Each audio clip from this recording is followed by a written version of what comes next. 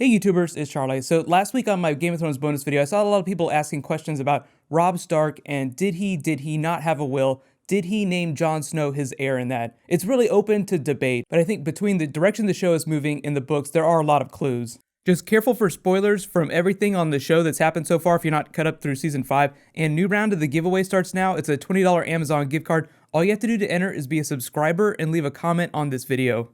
The only hard evidence that Robb ever thought about naming Jon Snow his heir, at least in the books, is in A Storm of Swords. In the timeline, right after Theon Greyjoy sacks Winterfell and pretends to kill Bran and Rickon, Robb wants to ride back north, reclaim his territory, and get revenge for the deaths of his brothers.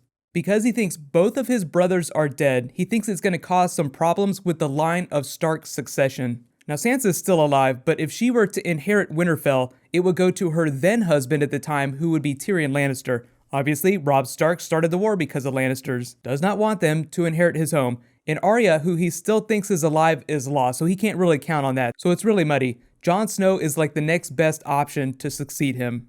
As he's kind of working this problem out with his mother, Catelyn, he suggests that Jon Snow succeed him. She isn't really hot on the idea. Remember, she still thinks that he is Ned's bastard, so she's always kind of viewed him in the light that he is not truly family.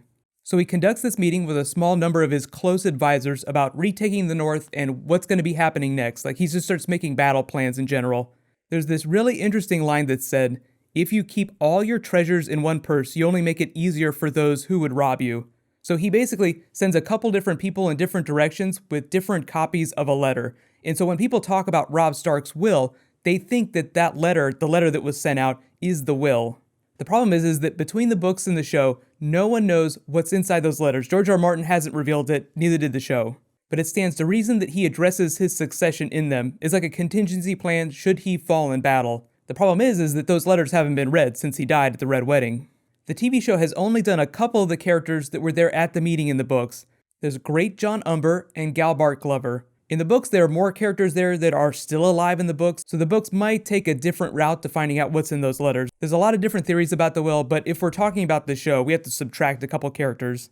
Now on the TV show, Great John Umber was not present at the twins during the Red Wedding, so he's still alive, so potentially he could know what's inside the will. And Galbart Glover is still considered alive because he was only seen in season 1 briefly. So there are two opportunities right there for characters to come forward and say, we know Robb Stark named an heir in his will. And this is taking on assumption that Robb actually did name Jon Snow his heir. I'll explain that in a second. We need to explain how the show might legitimize this first.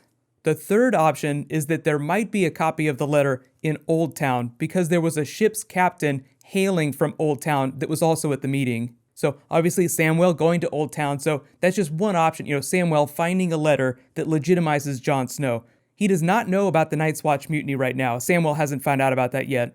The TV show seems like it's going to be doing some more Umber-related stuff. It just seems like it casts Small John Umber. So there are opportunities with the Northern Lords, and there's an opportunity in Old Town for the show to say, hey, there's a copy of the letter here. So now that we've established that, we need to talk about why would it be important for Robb Stark to name Jon Snow his heir? Based on the direction the show is going, if the North is going to rally behind someone against the Boltons and kick them the hell out, there needs to be a legit heir with Stark blood that everybody likes. If someone like Jon Snow were to come back and try to secure the loyalty of the North and rallying an army together, it'd be a lot harder if he didn't have any kind of legit claim to Winterfell. That doesn't mean it'd be impossible, but one sure way to secure loyalty beyond a reasonable doubt would be to hold up an official letter saying, I am the heir of Winterfell. By rights, this belongs to me, not these people, these Boltons that you all hate, so why don't you come help me get rid of them?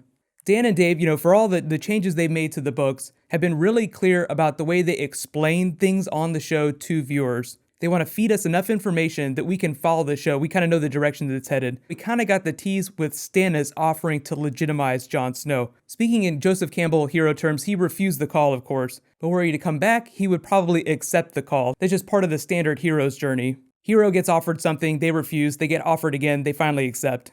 You could talk a lot about the way Robb Stark felt about Jon Snow. He definitely felt like they were brothers. He treated him with the greatest of respect, unlike Catelyn Stark, who wasn't super hot on him, which was probably one of her great regrets. But remember, Ned Stark convinced her that Jon Snow was his bastard, so you can't blame her too much.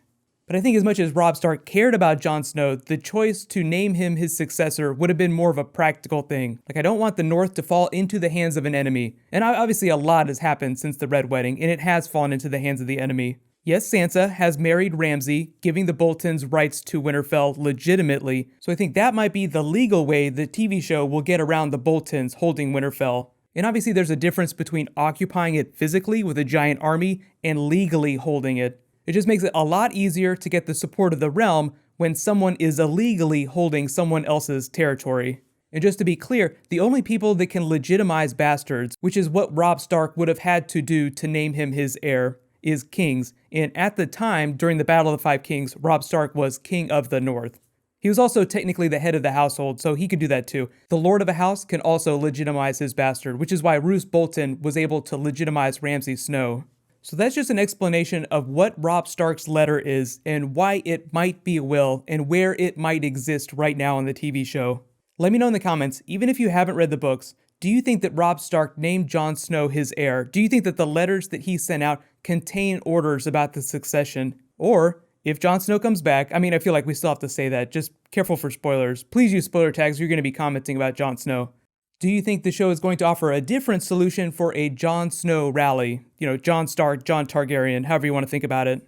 As I've explained before, I do believe the R plus L equals J theory of Jon Snow's parentage. But even if that's true, Sansa would still by rights control Winterfell because she's Ned Stark's oldest living heir. Jon Snow would be her cousin, so by rights, he would only get Winterfell if she were to die, unless Robb Stark named him his heir. Then he would get to jump the line. I'm sure you guys have like a billion awesome questions, so we can continue this in my Q&A tomorrow. But later tonight is going to be the Fear the Walking Dead finale, so make sure you guys check it out. I'll post my video for that after it airs. We're almost at that Dunk and Egg book release, so I think either by next week or the week after that, that's what the giveaway is going to be for. And there is a bunch of TV coming back next week, so you can follow me on Twitter and Facebook for updates on like new shows that I'm going to be posting videos for. Most of you guys probably know what's going on, but there are links for all that in the description. Just because there's been so much talk about people filming behind-the-scenes stuff going on the set of Season 6, you guys can click here to learn all about the Tower of Joy. That doesn't contain, videos from the set or anything like that. It's just an